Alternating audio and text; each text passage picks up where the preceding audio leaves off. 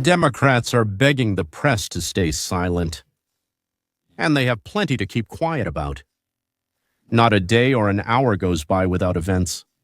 Trump has been briefed on the Epstein case. This was reported by Donald's daughter-in-law, Laura Panica. Among those who organized the smear campaign against Trump before the elections, a deep, thorough investigation began into the Russia connection case, Hunter's laptop, and the role of the CIA and FBI in surveilling Trump's election campaign. And probably the most astonishingly positive opinion comes from Bernie Sanders, our American Trotsky, about the activities of "don't fall off your chair" Donald Trump. And for the very last treat, there will be an absolutely amazing story. Ladies and gentlemen, now let's begin.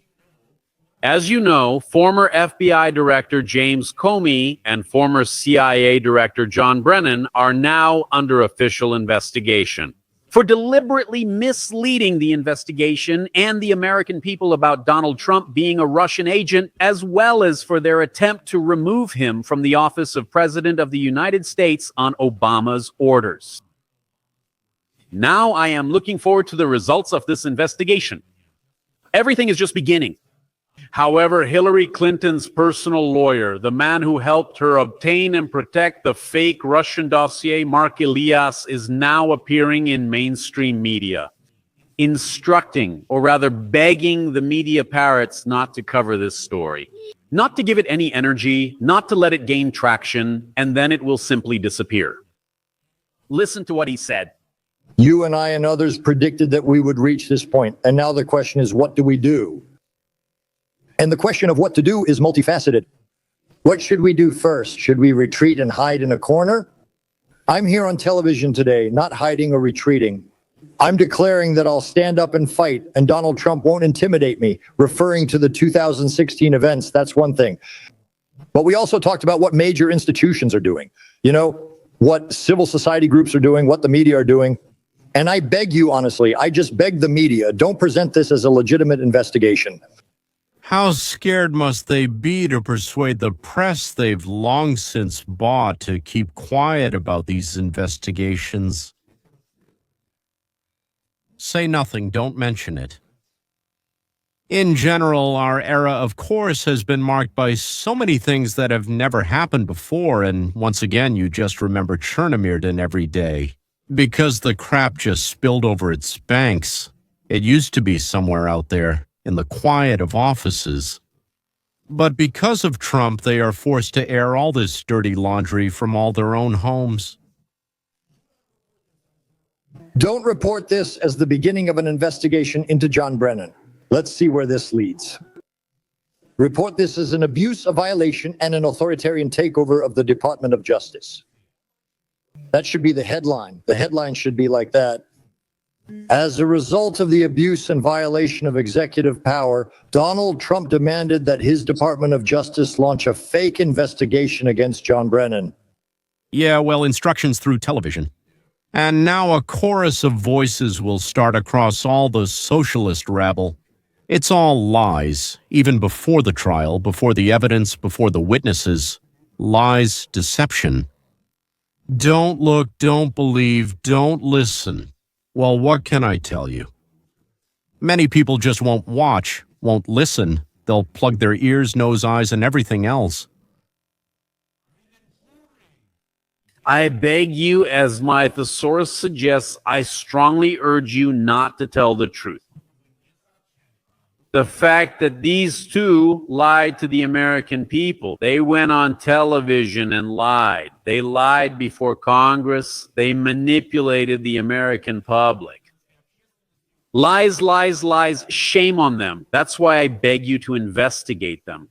And now he's begging on camera, please, please, I'm begging you, don't do this. Well, it's happening right now. Thank God we don't have a dominance of the left like we did in the press back in 2020. We have millions of viewers now. Podcasts have them. There's the New York Post. There's X. After all, there are people who don't take everything these talking don't even want to say. These talking heads, these talking torsos, are trying to sell them at face value. And now the thing everyone is talking about, the Epstein lists.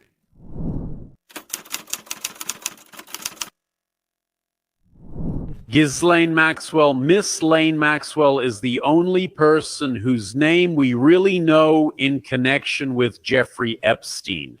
And in 2022, she was convicted and is serving a 20-year sentence for trafficking children for Jeffrey Epstein's network.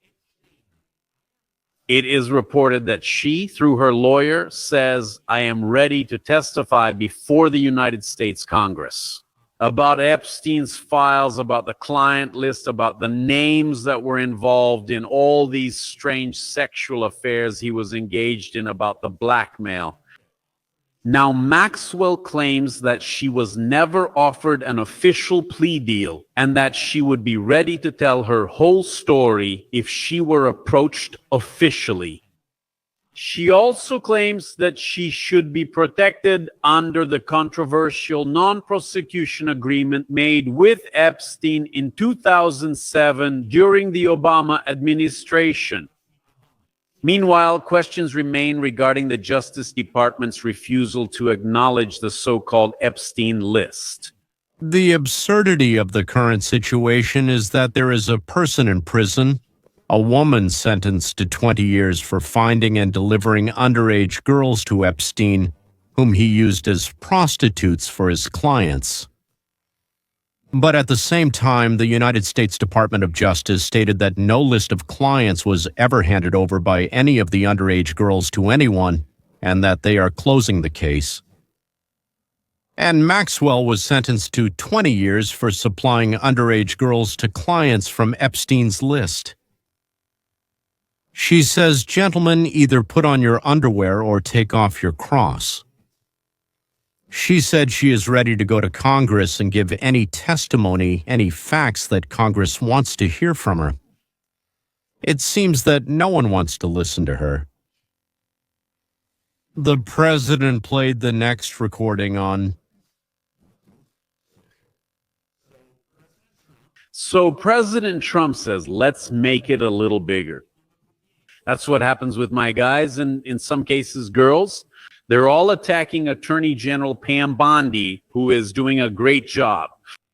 We're on the same Make America Great Again team, and I don't like what's happening. We have a perfect administration that the whole world is talking about, and selfish people are trying to hurt it.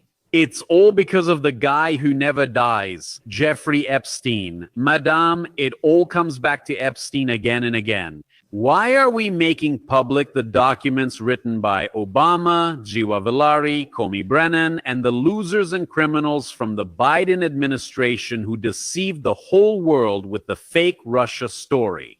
51 intelligence officers, the hellish laptop, and all the rest. They created the Epstein dossier just like they created the fake Hillary Clinton, Christopher Steele dossier that they used against me, and now my so-called friends are playing into their hands. I think Trump underestimates the level of our outrage. What Pam Bondi did is absolutely unacceptable for Make America Great Again. She closed the case. This isn't the Biden administration, this isn't Hillary, this isn't Obama, we didn't elect Trump, lying to us and hiding what needs to be exposed like a tumor. If these lists were created by Obama and Hillary, and if they're fake, we need to be told about it, not told that the case is closed and no one will be proven. Trump's daughter-in-law, Laura, who is the co-chair of the Republican Party, says that Trump figured out exactly what outraged his supporters. Well, I really believe that we need more transparency here, and I think that's going to happen. I mean, listen, I don't know what's actually there, but I know that it's also important for the president. He really wants transparency on all these issues, on everything we're talking about, because it frustrates him too. He sat for 4 years, just like all of us, witnessing repeated lies and our country being misled. And it was really scary and very upsetting for a lot of people. And Over the last decade, we've all experienced this, and it likely occurred before then too, Benny, but we weren't conscious of it. Only when Donald Trump came down that golden escalator, it was like he tore off all the veils and people started to wake up and realize, wait a minute, things aren't the way they've always been presented to us. And I truly believe that you will see it. Now, as for the president, I understand that this is probably not the main thing he's focused on right now. He's focused on many other important issues. Right now, we have this big announcement related to Russia, I think, happening at the White House as we speak. We are working towards achieving peace in the Middle East and ensuring that Iran's nuclear arsenal is completely eliminated. We want to ensure everything in this nation is heading in the right direction. In the past month, you haven't seen any border crossings. By the way, 0, I think that's incredible, and nobody talks about it enough. 0 illegal border crossings in June. It's amazing how all of that just disappeared. So I don't know if that was the main issue for him, but he hears all this noise and all this anxiety around, and I think he'll want to fix everything too. So I think there will probably be even more information about this. And I think that anything they can publish without harming witnesses, minors, or anyone else, they will most likely try to do it as soon as possible because they hear and understand this. Hopefully, we'll see it sooner rather than later. And I guess that would be my advice. But for everyone who's so worried about this, there's no grand conspiracy to hide this information, at least as far as I know. I just think that maybe the process has been delayed for reasons that hopefully we'll understand over time. And I think very soon we'll probably see more transparency on this issue. honestly, I still don't understand how the administration is going to get out of this stinky corner they've backed themselves into. Until Trump or Lauro tells us the case isn't closed. They haven't told us yet. I hope they will.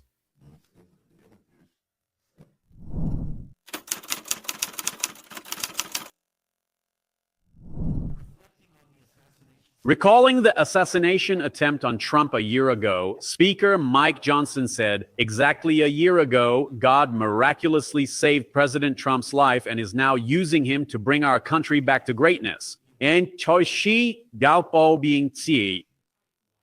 If you think this is true, write you. If yes, personally, I believe so. I am a religious person. But when I watched it again and again, I truly believe that we witnessed a miracle live. I think it was intended as something evil, but it turned out to be a miracle. Unfortunately, the people who died did not receive this miracle, but they were heroes who stood in front of the bullet for their loved ones. It's just incredibly sad. So once again, MBS states here, there is no big conspiracy. We've checked it. It was a failure of the Secret Service, not some brilliant multi-layered plan involving Tomas Gityu, Crux, and several countries. Senator Jen Paul said the following: "I think we'll never know the motive, and I accept that as it is. I know that often when we don't get something or we suspect something, we think the government is lying to us. And listen, I have doubts about the government on many levels, but on this level, I think they did everything they could. And I don't think there's some secret answer they're not telling us. I think they just don't know."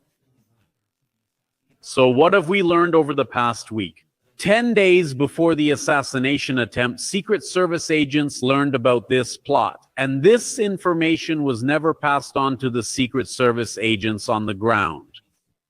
In addition, 30 minutes before that, information came through radios, text messages, and unofficial channels that someone was there to take out Trump. They didn't remove him from the stage. So, according to Fendapol, this was more of a Secret Service failure than a conspiracy, and many people were fired. I reported about this a couple of days ago.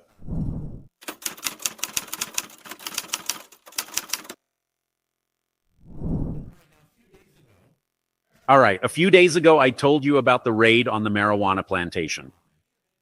then the mainstream media started actively pushing the narrative that Donald Trump, Tom Homan, Immigration and Customs Enforcement, that they are allegedly persecuting and harassing farmers, specifically farmers who grow food. They were talking about food production farms. However, it turned out that it was a marijuana plantation.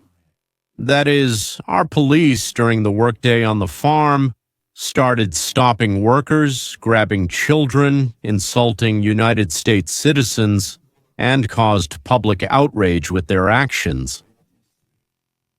But then actually it turned out that everything was not like that at all.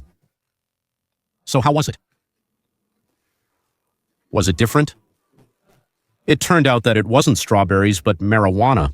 Well, it doesn't really matter, but it's interesting that they reported it was a strawberry farm. And it wasn't little kids running around playing with lambs, but child slaves were brought into work and forced to work there on that marijuana farm.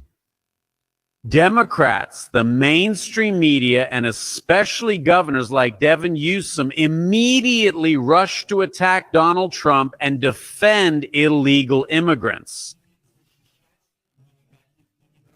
But now we know why. In a shocking revelation, it turned out that Frem Gerar, the president of Glasshouse Farms, was exploiting underage migrants unaccompanied on his marijuana farm. Some of them were only 14 years old, some were without parents, and they were paid a meager wage. Federal authorities arrested 361 illegal immigrants and rescued 14 Children from forced child labor and trafficking. in people. California Governor Devin Newsom is a fierce critic of Immigration and Customs Enforcement and a defender of this farm and its owner. But now we know why. People start digging and find out that this marijuana farmer is a major donor to Devin Newsom. So, of course, Levin Newsom has a motivation to step in and protect the person who gave him money for his election campaign. Well, you see, the answer becomes clear when you take a closer look. The head of the largest bank in the United States, J.P. Morgan, the world-famous financier Jimmy Damon, answered the host's question, "Are you a Democrat or a Republican?" "I don't know, but do you have any friends from the other party?" Top banker Jamie Dimon criticizes the Democrats. He said, and I quote, "I have a lot of Democrat friends, and they're idiots. I always say they have big hearts and small brains. They don't understand how the real world works. Almost every policy they've implemented has failed." I agree with that opinion. Big hearts. Maybe they're even great specialists in their professions. So they have what we call intelligence, but in other aspects, they're far from what we call intellectuals. An intellectual is a person who draws conclusions based on verified facts and properly constructed precise logic. For example, Albert Einstein was what we call a partial intellectual. In the areas of physics and mathematics, he was an intellectual. He checked everything and didn't take the authorities' word for it. If he had just believed the authorities, he wouldn't have made his discoveries. But in the area of social life, so to speak, he wanted Stalin to have the atomic bomb to restrain the predatory capitalists. Or Bernard Shaw, a brilliant playwright, who published a guide for women on how to persuade their husbands that communism is very good for the family and society. The allure of lies is so enticing that educated people who were taught not to think outside their professional fields believed in Allah, as long as it was sung with a breathy tone and used keywords like equality, brotherhood, responsibility. Well, what other words do they have? Diversity, justice. The essence of the statement doesn't matter to them at all. It's absolutely unimportant. What matters is the feeling and the way it's expressed. Well, now, as promised, the story about Bernie Sanders.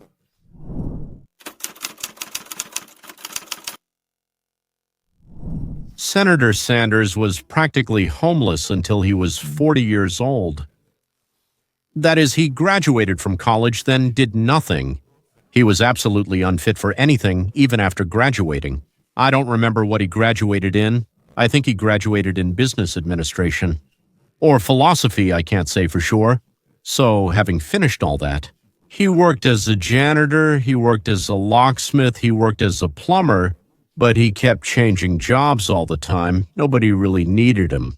But one day someone suggested to him, or maybe he came up with it himself, that the place where you absolutely don't need to know how to do anything is the position of either a congressman, a mayor, a senator, or something like that. Something like that. And he decided to run in the elections. With no opponents, it turned out he was the only one who wanted to do it. He became the mayor of a small town where he suddenly discovered his talent. He brilliantly explained why the poor have every right to rob the rich. For their honeymoon, the Sanders couple went to the Union of Soviet Socialist Republics, where Bernie, as the mayor of that very Burlington, I don't remember, Birmingham, something like that. Yes, he went to establish sister city relations with the city of Yaroslavl. Why Yaroslavl, he still can't explain. Naturally, the trip was paid for from the city budget, and I suspect that was the reason why Bernie, being a frugal man, didn't want to spend his own money on a honeymoon. And after visiting the Union of Soviet Socialist Republics and going to the bathhouse with the local city bosses, I meant to say bosses, not bums, bosses, Sanders said that the Union of Soviet Socialist Republics is the best place on earth, and he vowed to build the same amazing life for American citizens in the United States. As Gilich wrote all across America, "We will build ordinary houses, houses of culture, let them spend a little time in our shoes, and maybe that will make them a bit wiser." Brilliant Gilich.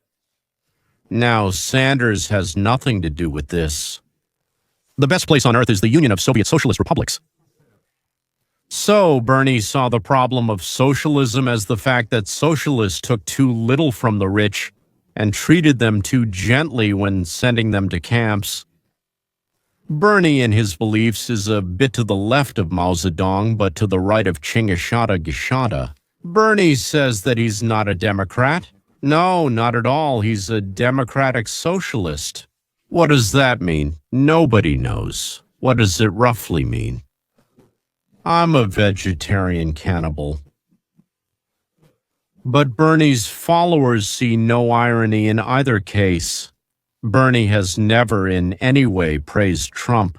When suddenly, Senator Sanders says, Senator Fanders says, we need borders, and the Democrats are doing a poor job of protecting them. You won't have a country without borders, he claims. If you have borders, you have to protect them. The Democrats failed at this. They didn't do enough, period. Question. Closed. In my opinion, Bernie thinks the same about his fellow Democrats as Jimmy Dimon does. Roughly speaking, nice speeches, small minds, stupid ideas, and on top of that, a complete inability to put them into practice. At one time, Bernie almost won the Democratic nomination for president, but Hillary Clinton's people got into the vote counting and took away 5 million votes in the computer. I repeat, they got into the computer that was counting the votes and took 5 million votes from Bernie Sanders' column and moved them to Hillary Clinton's column. It's clear that this makes a 10 million difference, right? There was a plus here, now there's a plus 5 here, and on this side, it's 10 million. And Hillary won. Oh, miracle, Hillary won, but thank God she lost to Trump. During the election campaign, she was drinking all the time, got drunk and fell down several times, and was always passing gas. Her nickname during the campaign was Sauerkraut. Bernie got some money in return, used the party's plane, and then became an ideologist for Biden and the author of most of the laws that Biden was unaware of the document's existence. Bernie wrote and passed them on to someone else without Biden's knowledge. They had this so-called automatic signature. That's what it was called. They signed it that way and didn't tell Biden anything about it. Just in case. The old man may have been scared, buried. Bernie wants to be next to Lenin, but if that's not possible, then with Dzerzhinsky. These are the kinds of heroes the Democratic Party of the United States of America has. And now you will see another candidate for mayor, this time for the mayor of Minneapolis. This representative from Somalia has already become a state senator, and now it seems will become the undertaker of the city. Omar Fatah, who seems to be running on a very similar platform, he is currently a Minnesota state senator from the Minneapolis area and has started his campaign for mayor. And you might notice that some things here seem painfully familiar. That's all. Everyone keeps asking me, Amar, why don't you make more videos? Being a state senator, having a second full-time job and a baby on the way, I just didn't have the time. I was also fighting for you. Pushing for measures like free college tuition for working-class families, protecting drivers' rights, and also legalizing test strips for detecting fentanyl. But this summer you'll be seeing me a lot more often because we also deserve good things here in Minneapolis. To make Minneapolis accessible for everyone, we need a mayor who will work just as hard as you do. Well, I promised you something incredibly interesting. Here it is in New York. So let's make New York affordable. Now let's make Minneapolis accessible. And how are we going to do that? I'm ready to work hard, first of all, to build a Minneapolis where working people can afford to live, second, to protect our city from a hostile White House, and third, to diversify the city's safety system. Raise the minimum wage to $20 by the year 2028. That is, to increase the minimum wage, which will immediately make businesses leave the city and, of course, reduce the number of jobs. Let's freeze the rent. That means we'll turn our clean city into a dirty dump. By stimulating new construction, we can protect workers. Protecting all of Donald Trump's community means not allowing the District of Columbia Police to interact with immigration and customs enforcement. And, of course, we won't let the police arrest criminals on our streets. Criminals, whether legal or illegal, are people too. Whether it's an immigration raid or some other reason, our residents deserve a mayor who will stand up to Donald Trump and say, no, not in our community. You know what? According to the city, 47% of calls to the Minneapolis police can be redirected to a response without police involvement.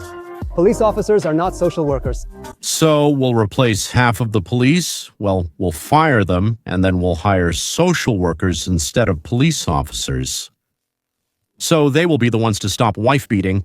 Although he's a Muslim, so he thinks he should beat his wife. She needs to be taught, so she needs to be beaten. So everyone forgot about wife beating. They will be the ones to stop shoplifting and bank robberies. So you liked Amar Fate, right? Young, handsome, probably an athlete, and definitely a Komsomol member. Those who vote for Amar and Mandami, I talked about this in New York. They are enemies of our country, enemies of our way of life, enemies of everything that makes America a great country. And Trump is at the top. And we, at the local level, must protect our children from the influence of the media, colleges, and scum like that guy from the Minnesota Senate. By the way, our governor here is Nancy Pelosi's nephew in California.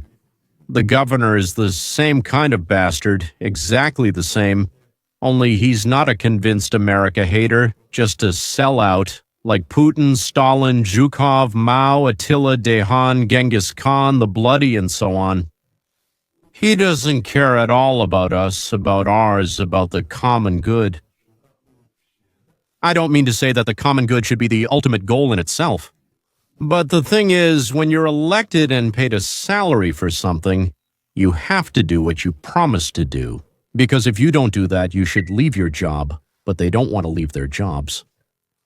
And our guy, the handsome and strong one, he only loves himself and what's his. Absolutely, without any morals, without any conscience, honor, or decency.